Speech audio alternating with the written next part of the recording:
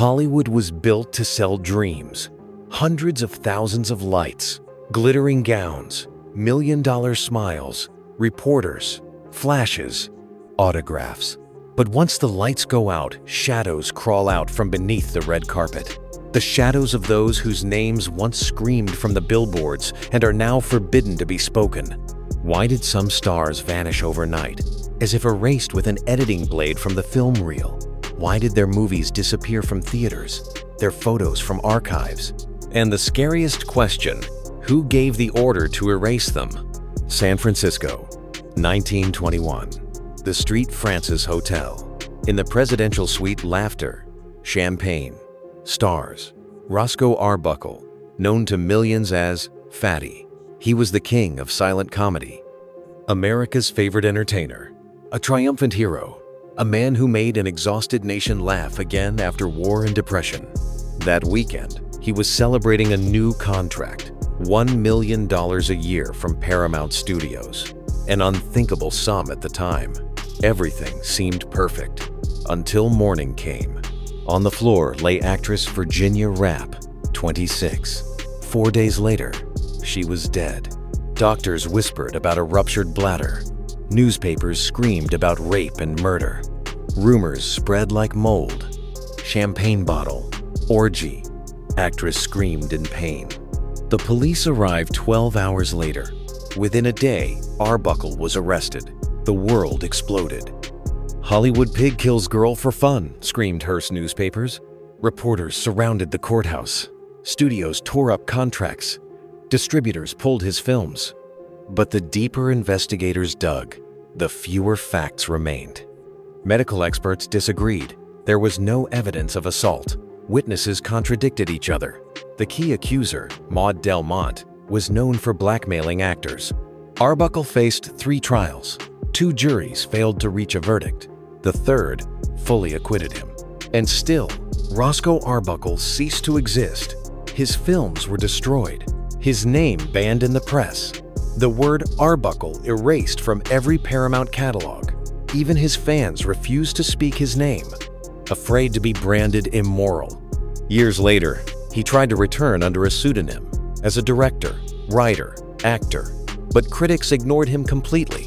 In 1933, he died of a heart attack in a hotel room the very morning he was to sign his first contract in 10 years. Why could a man proven innocent never reclaim his career? The answer lies in fear, Hollywood's fear of losing the public's trust. After his case, studios created their own internal morality police.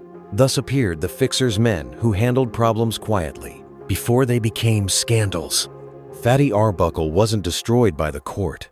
He was crushed by the brand protection machine called Hollywood, a mechanism that has worked flawlessly ever since. When one hero falls, another is pushed into the spotlight. The audience must believe in magic, and dirt must be cleaned instantly.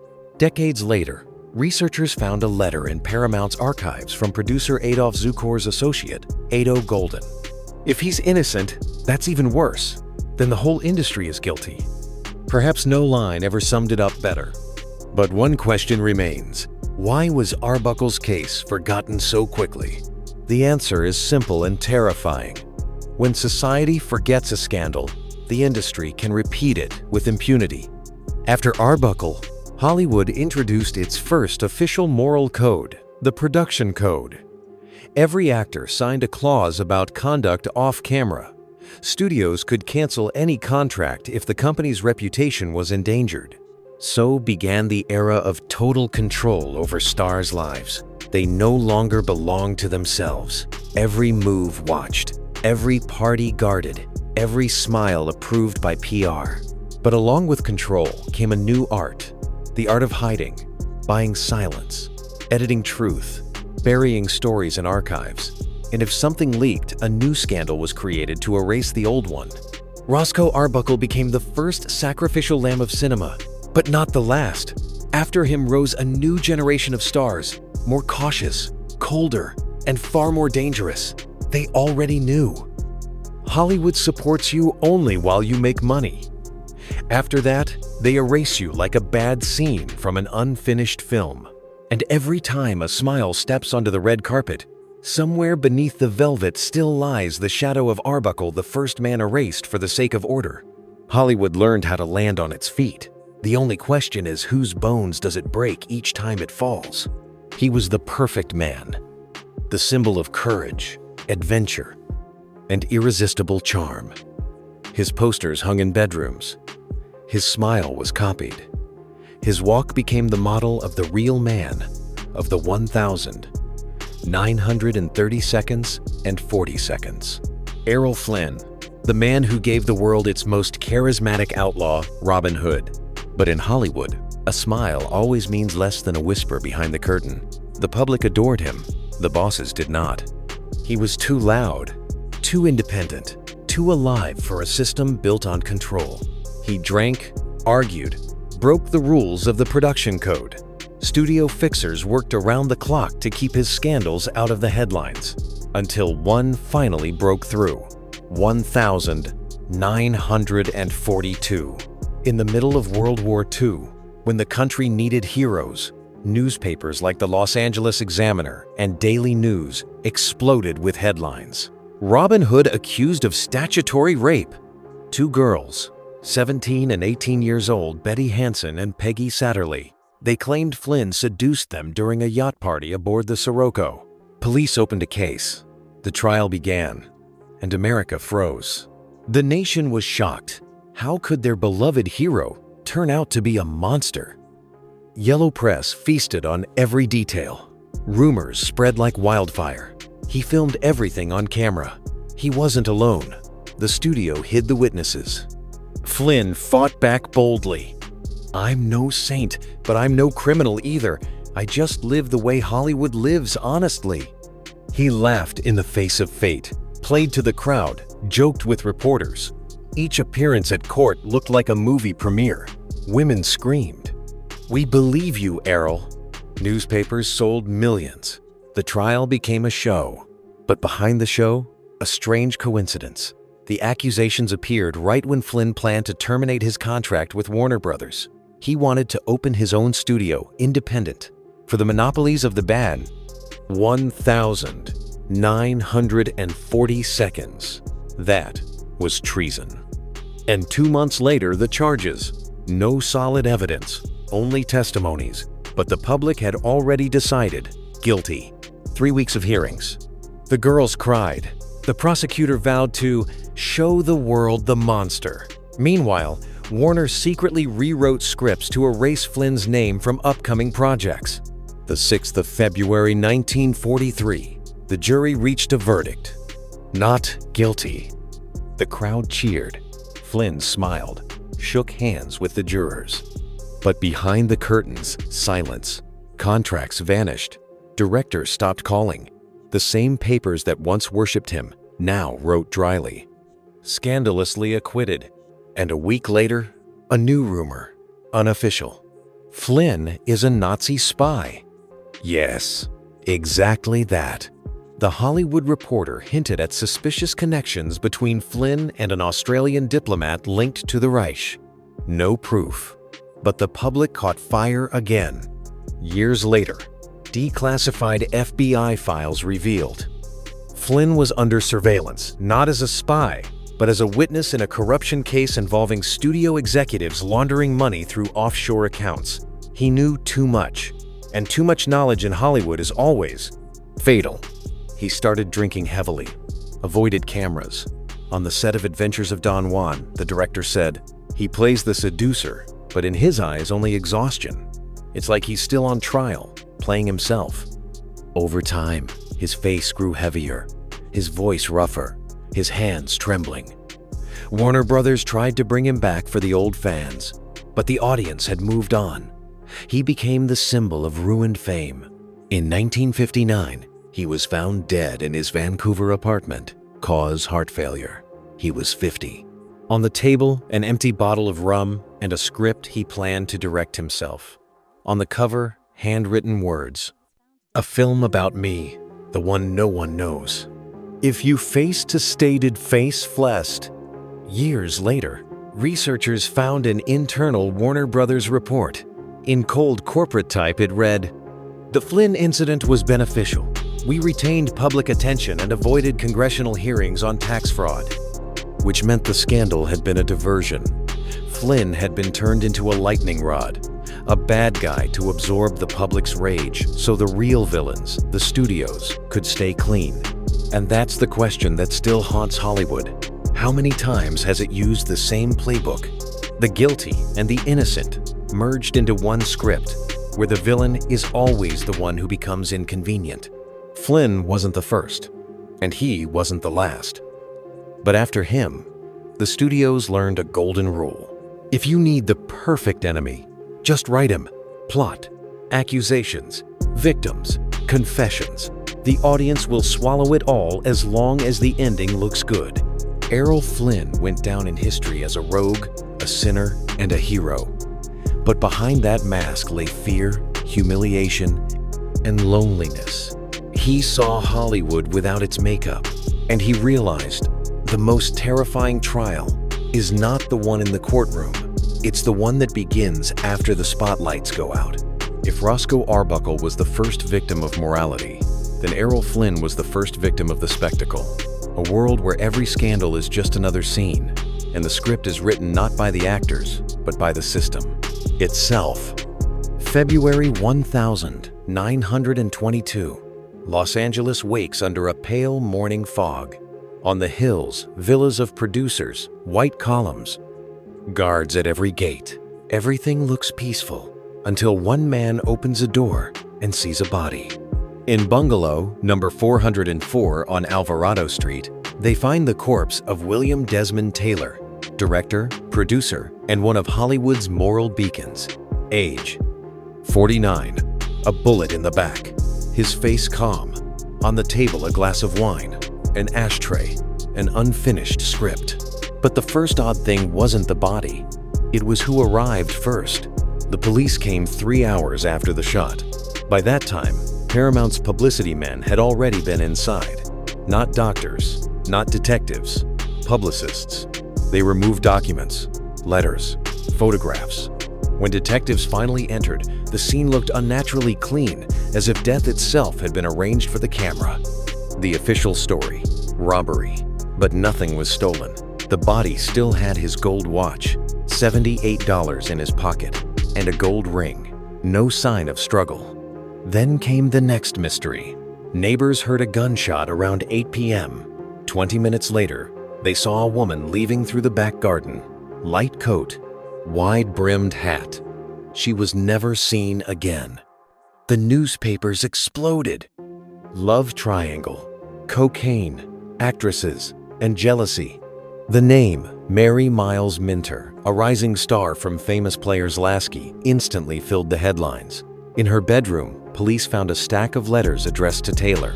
Romantic, naive, adolescent. She was barely 20.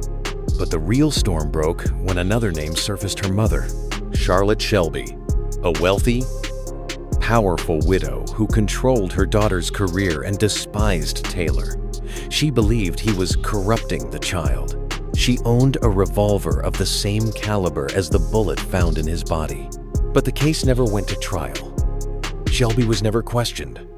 Her gun accidentally disappeared from the evidence locker.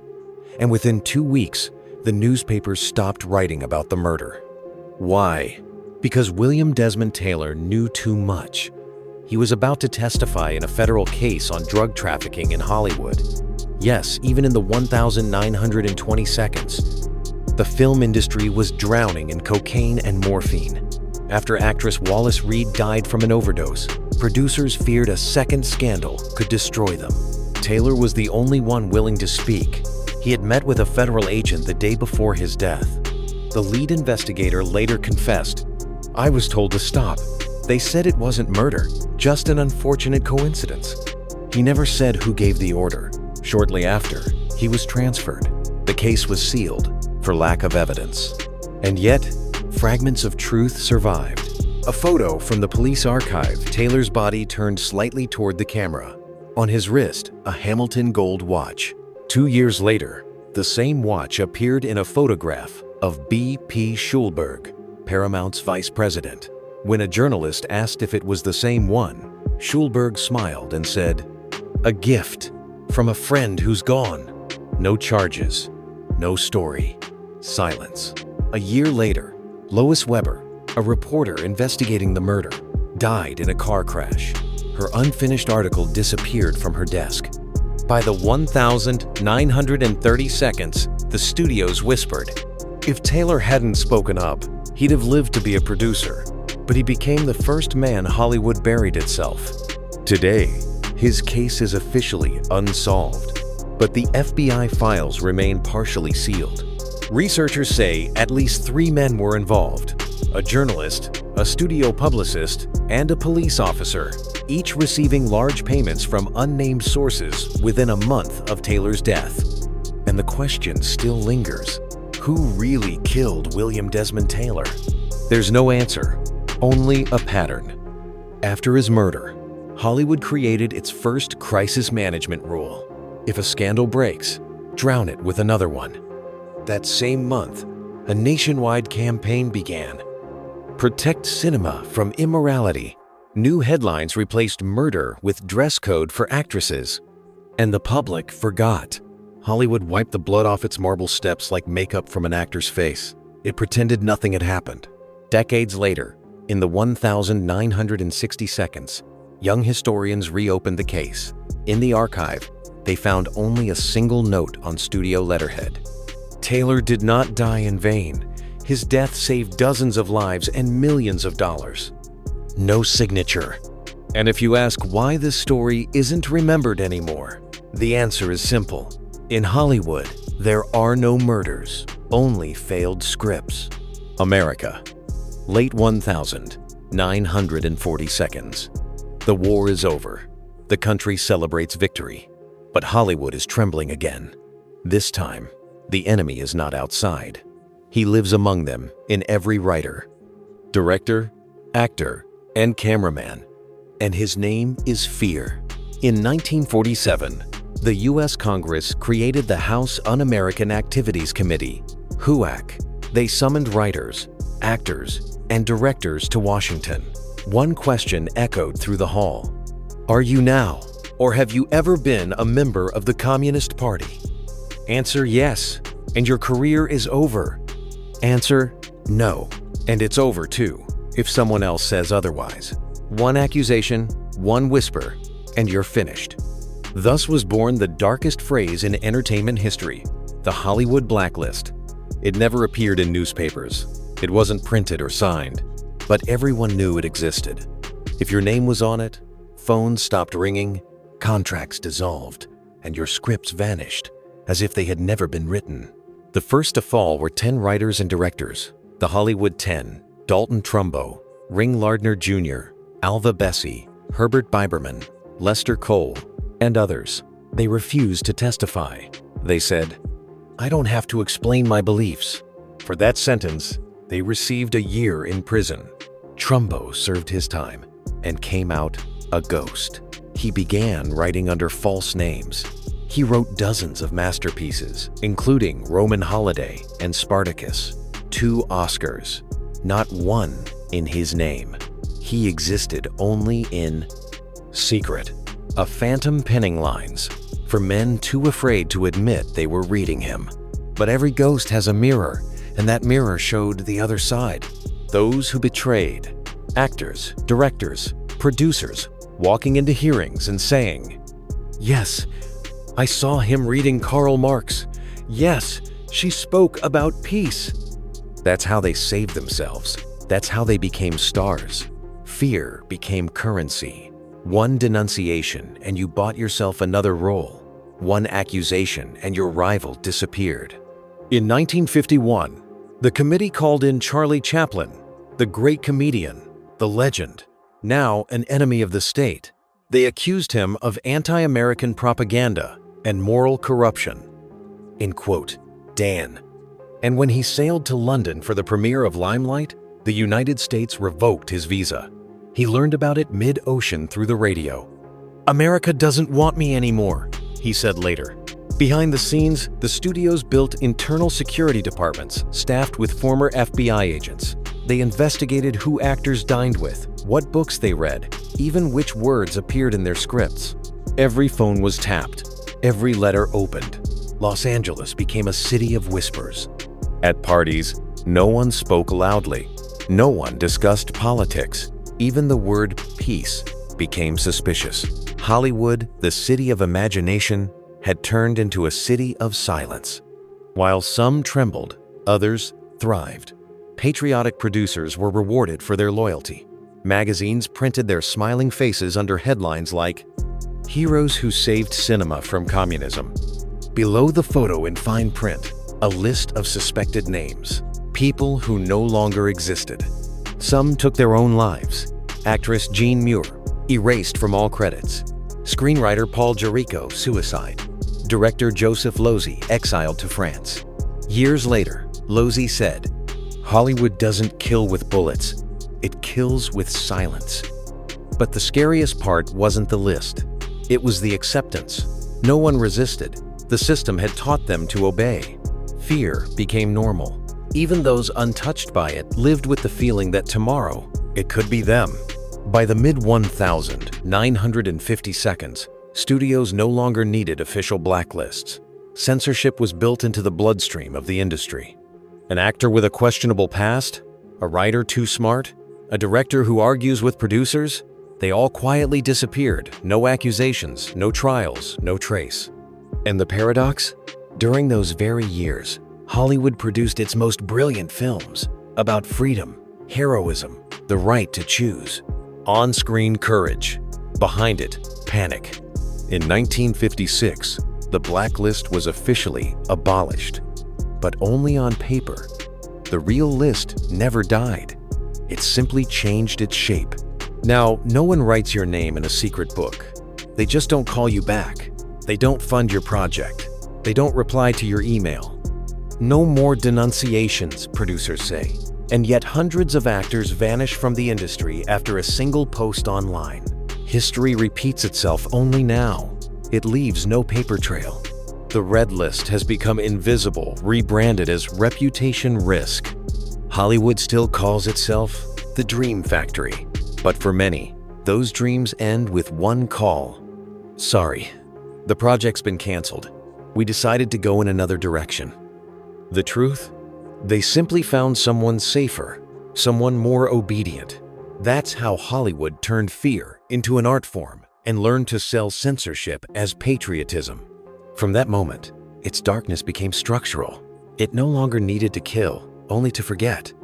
Hollywood loved to talk about morality, about purity, virtue, and the right kind of heroes. But behind the glass doors of studio offices, another faith ruled, and its god was control. Its priests were men whose names never appeared in the credits. They were called fixers, the cleaners. If an actress got pregnant, they decided. If a star hit someone with a car, they decided. If a director died at the wrong moment, they decided. The most infamous of them all was Eddie Mannix, vice president of MGM, the most powerful studio in America. His name never appeared on posters, but every tragedy passed through his hands. Outwardly, he was a gentleman, three-piece wool suits, polished shoes, a devout Catholic, a philanthropist. Inside, a man who could erase a life with one phone call. He knew everything. Who slept with whom, who drank, who fought, who paid for silence. And when a storm approached, he made it vanish. From the 1,930 seconds to the 1,950 seconds, Mannix turned MGM into the cleanest corporation in America on paper. Behind closed doors, it was hell. Actresses signed contracts that required them to be examples of virtue. Pregnant before marriage? Impossible. Mannix would send them on a health vacation. They disappeared for months, gave birth under fake names in the street. Monica Home for unwed mothers. The babies were adopted in secret.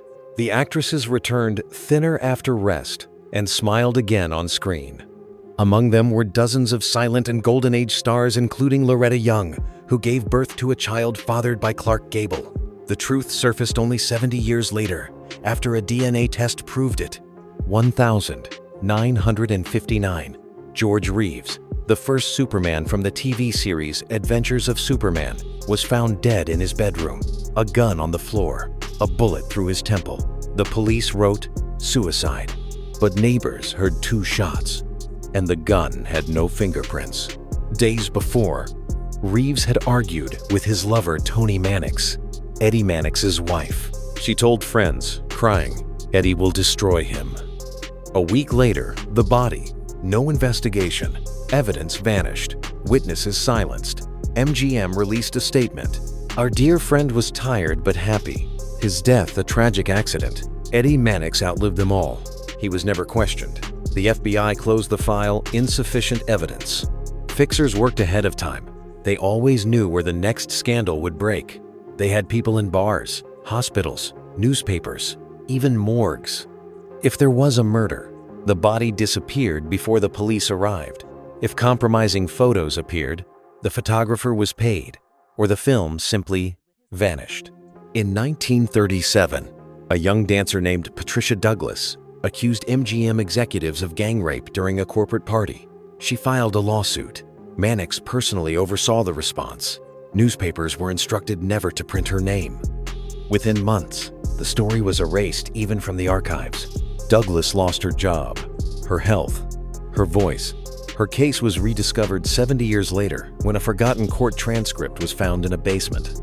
Every Sunday, Mannix sat in the front pew of St. Vincent's Catholic Church. The priests knew who he was and blessed him anyway. He donated millions. He confessed, and he was forgiven. Because, as he liked to say, "I don't sin. I just protect the people who make the money." In his world, good and evil were measured not by commandments, but by box office numbers. If a film made profit, then God was clearly on their side. By the 1,960 seconds, Mannix was getting old. Television was breaking the old system.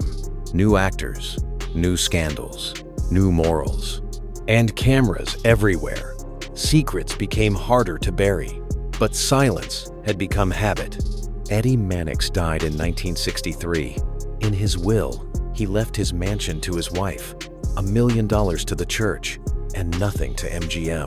2 days after his funeral, his personal archive 42 folders was destroyed. Years later, one of his former assistants said in an interview, "Eddie knew where all the bodies were buried, literally and figuratively." After his death, the fixer system didn't disappear. It evolved. The new fixers wore suits from Prada, not trench coats. They worked in legal departments, PR firms, crisis agencies. Same tools, same rules. Pay and forget. One call and an article disappears. One check and a witness goes on vacation. Hollywood learned to clean itself faster than society could react. And maybe that's why, even today, we still don't know how many deaths, rapes, disappearances, and cover-ups have been labeled as accidents, heart attacks, or creative burnout. Mannix's favorite quote still echoes like a curse. "Purity is just well-drafted deception." They say Hollywood has changed.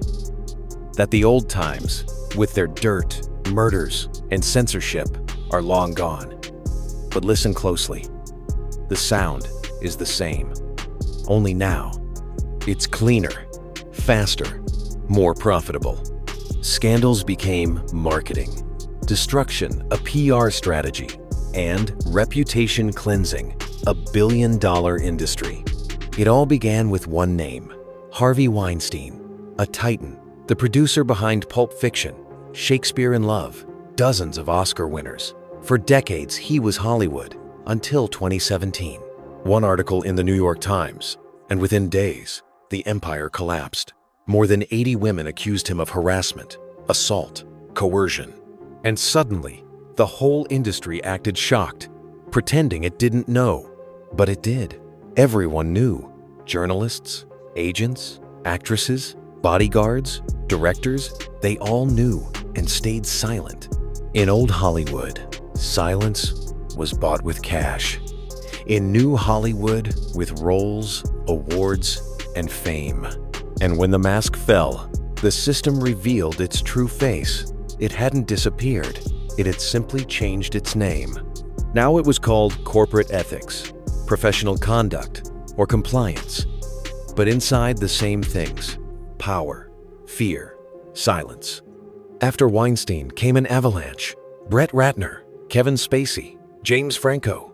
Some were convicted, some vanished, some quietly returned with new publicists and a rehabilitated image. And every case followed the same pattern. Step 1, accusation. Step 2, shock, apology, press release. Step 3, disappearance. Step 4, rebirth. Each scandal became content, each confession a media event. The system stopped hiding filth. It learned how to monetize it. Now scandals drive ratings. Movies, actors, shows all gain millions of views because of the shadow that should have destroyed them. The audience gets angry and clicks. Algorithms count and profit. Morality became another entertainment genre. The fixers never left. They just changed uniforms. Now they're crisis managers in PR firms, not men with trench coats and pistols. They don't bury bodies, they delete posts. They don't buy silence, they draft NDAs, non-disclosure agreements. When, in 2021, the Armie Hammer case surfaced messages hinting at violence and cannibalistic fantasies, the first articles vanished from major media within a week. Official reason: unverified sources. A month later, his agency shut down for restructuring. The company's lawyers received a bonus for effective crisis management. In old Hollywood, they paid for silence. In new Hollywood, they pay for the right kind of noise. Number Me Too became a symbol of awakening. Thousands of women spoke out. Funds appeared. Committees, pledges, campaigns. But behind the banners grew a new market, the market of redemption. Actors hired emotional rehabilitation coaches. Producers joined accountability programs. Journalists got exclusives. The world moved on, and the real victims were left behind. Psychologists call it the aesthetics of repentance. The louder you apologize, the faster you're forgiven. Weinstein, sitting in prison, became not a warning, but an exception, a ritual sacrifice, a single monster needed by the system to look righteous. Just like Arbuckle, just like Flynn. One public execution so that others could keep smiling. Today, the judges are no longer producers or priests. They are algorithms.